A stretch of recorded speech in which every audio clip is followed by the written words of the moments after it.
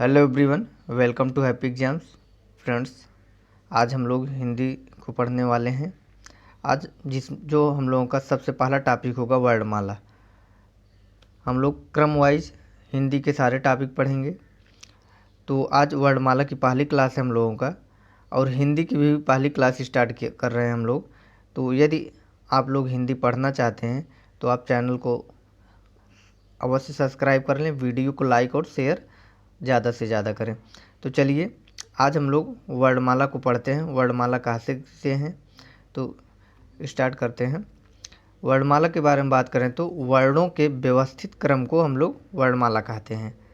अब वहीं वर्ण किसे कहते हैं तो ध्वनि का लिखित रूप होता है जो, उसे हम लोग वर्ण कहते हैं। मतलब जो शब्द बोलते हैं उसके बाद अगर हम जैसे हम सरल बोले, सरल लिख दिए तो ये क्या हुआ, ये वर्ण कहलाएगा।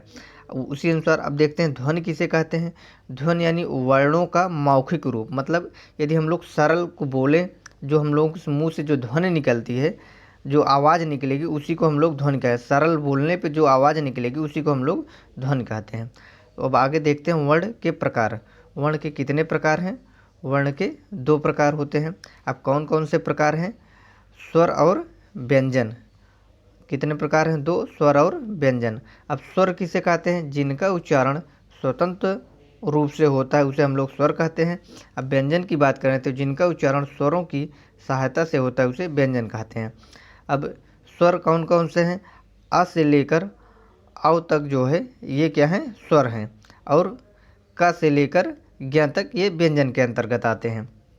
अब स्वरों की संख्या हम लोग आगे विस्तार से पूरा क्रम वाइज देखेंगे। वैसे अगर देखा जाए तो मूलतः स्वरों की संख्या कितनी मानी गई है? 11, और कुल स्वरों की संख्या 13। वहीं व्यंजन की बात करें तो व्यंजन कितने हैं? 33। अब अयोग वाह की बात कर लेते हैं। अयोग वाह कहते किसे हैं?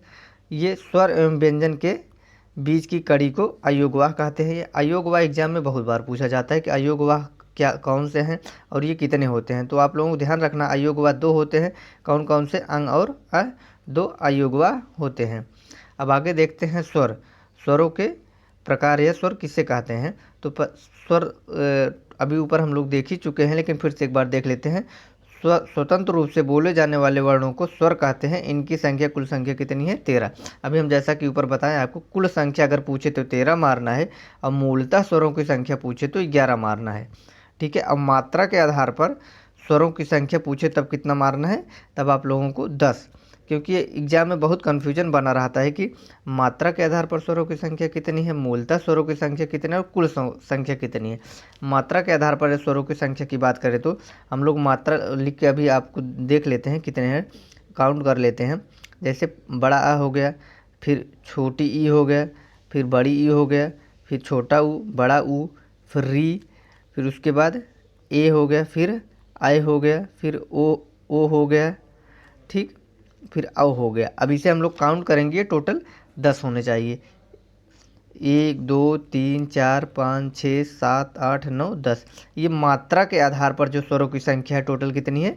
ये 10 है। अब आगे देखते हैं। अब स्वरों के प्रकार, स्वर कितने प्रकार में बांटे गए हैं तो टोटल स्वरों को जो है 4 प्रकारों में बांटा गया है। सबसे पहला क्या है? उत्पत्ति के आधार पर। दूसरा क्या है? उच्चारण काल के आधार पर। तीसरा क्या है? जीभ के प्रयोग के आधार पर। और चौथा क्या है? ओठों की स्थिति के आधार पर। किसके? ओठों की स्थिति के आधार पर। अब हम लोग क्रम वाइज जो है इसको टॉपिक एक एक करके देखेंगे। सबसे पहले देखते हैं उत्पत्ति के आधार पर स्वर कितने प्रकार के होते हैं। तो उत्पत्ति के आधार पर बात करें तो सबसे पहला इसमें आता है कौन सा? मूल स्वर।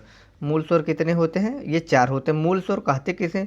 मूल का मतलब जड़, इसका मतलब जहाँ से ये उत्पन्न हुआ है ये मूल स्वर ही कहलाता है। जैसे आ, छोटा आ हो गया, छोटी ई है, छोटा ऊ है, री, ये सब मूल स्वर के अंतर्गत आते हैं। अब अगला है इसी उत्पत्ति के आधार पर दूसरा संधि स्वर या दीर्घ स्वर। दीर्घ स्वर या संधि स्वर किसे कहते हैं? जो स्वर मूल स्वर के आपस में जुड़ने से बनते हैं उन्हें संधि स्वर या दीर्घ स्वर कहते हैं। आपस में जुड़ने का मतलब जैसे आ, छोटा आ प्लस छोटा आ मिला के क्या बनेगा? बड़ा आ। तो ये क्या हुआ? ये जो है संधि स्वर या दीर्घ स्वर कहलाएगा। संधि स्वर या दीर्घ स्वर के अंतर्गत कौन कौन से अक्षर आते हैं? बड़ा आ हो गया, और बड़ा आ, बड़ी ई, और ऊ, ए, ऐ, ओ और ये सब कौन है, संधि स्वर या दीर्घ स्वर के अंतर्गत आते हैं। अब इसे भी दो भागों में बांटा गया है। ये कौन कौन से हैं, मूल दीर्घ स्वर हो गए और संयुक्त स्वर या विजातीय स्वर। अब मूल दीर्घ स्वर कहिए या आप इसे सजातीय स्वर भी कह सकते हैं। इसे क्या, सजातीय स्वर। सजातीय स्वर एग्जाम में पूछे कौन कौन से, मूल दीर्घ स्वर दोनों एक ही हैं। ये क्या कौन कौन से अक्षर हैं, बड़ा आ हो गया, बड़ी ई और ऊ, ये मूल दीर्घ स्वर या सजातीय स्वर के अंतर्गत आते हैं। अब वहीं संयुक्त स्वर की बात करें या विजातीय स्वर, ये एग्जाम में बहुत पूछा जाता है कि संयुक्त स्वर कौन कौन से हैं और कितने होते हैं। संयुक्त स्वरों की संख्या की बात करें तो ए, ऐ, ओ ये 4 होते हैं। और ये जो है ये बहुत एग्जाम में पूछे जाते हैं संयुक्त स्वर। अब आगे देखते हैं उच्चारण काल के आधार पर स्वरों के प्रकार। उच्चारण काल के आधार पर कितने हम, सबसे पहले इसमें देखते हैं हस्त स्वर या लघु स्वर। ये कौन से हैं, जिन स्वरों के उच्चारण में कम समय लगता है, मतलब बोलने में कम समय लगे, उन्हें हस्त स्वर या लघु स्वर कहते हैं। ये कौन कौन से होते हैं, छोटा आ, छोटी ई, छोटा ऊ, री, ये हस्त स्वर या लघु स्वर के अंतर्गत आते हैं। अब अगला है दीर्घ स्वर। दीर्घ स्वर किसे कहते हैं, जिन स्वरों के उच्चारण में लघु स्वर की तुलना में दुगना समय लगता है उसे दीर्घ स्वर कहते हैं।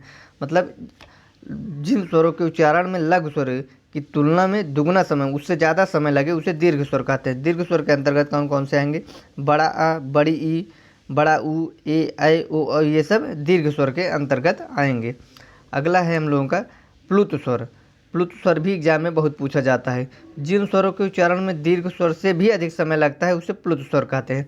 जैसे मोहन, क्या, मोहन, ये इसमें थोड़ा जो है आवाज़ को खींच के बोला जाता है। तो मोहन इस प्रकार के स्वर में जो है, प्लुत स्वर में आवाज़ को थोड़ा खींच के बोला जाता है। अब अगला है हम लोगों का जीव के प्रयोग के आधार पर।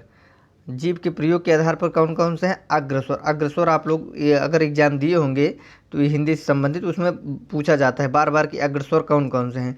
जिन स्वरों के उच्चारण में जीभ का अगला भाग प्रयोग होता है उसे अग्रस्वर कहते हैं। मतलब कोई अक्षर या शब्द हम लोग बोलते हैं, अब बोलते वक्त हमारे जीभ का जो आगे का हिस्सा अगर प्रयोग होता है बोलते वक्त, उसे हम लोग अग्रस्वर कहते हैं। अग्रस्वर के अंतर्गत ई यानी छोटी ई, बड़ी ई, ए, ऐ और री, ये 5 अक्षर आते हैं अग्रस्वर के अंतर्गत।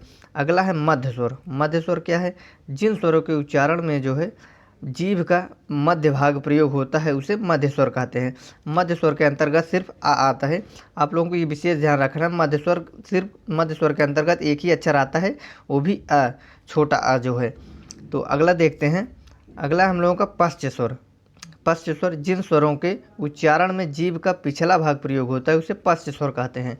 ये देखिए पश्च स्वर नाम से ये स्पष्ट है, इसे बहुत याद करने की ज़रूरत नहीं। पश्च स्वर मतलब जीवा के हमारे पिछले वाले हिस्से से जो वो अक्षर या शब्द बोला जाता है उसे हम लोग पश्च स्वर कहते हैं। अब पश्च स्वर के अंतर्गत बड़ा आ, छोटा ऊ, बड़ा ऊ, ओ और ये जो है 5 अक्षर आते हैं।